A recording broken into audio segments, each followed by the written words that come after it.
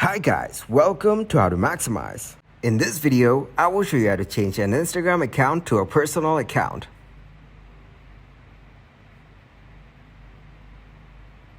Firstly, open the Instagram app. Tap on profile icon from the bottom right. Now go to menu and then go to settings and privacy.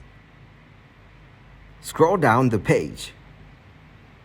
Under For Professional section, click on Account Type and Tools. Then tap on Switch to Professional Account. Click on Continue until you reach this page. Select a category which best describes you. Click on Done. Select from Creator or Business. After this, tap on Next.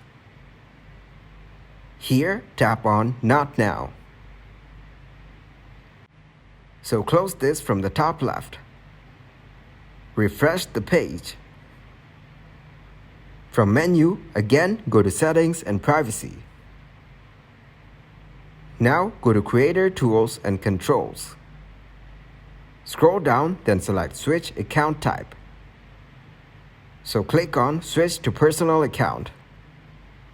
From this box, again click on Switch to Personal Account. Refresh the page.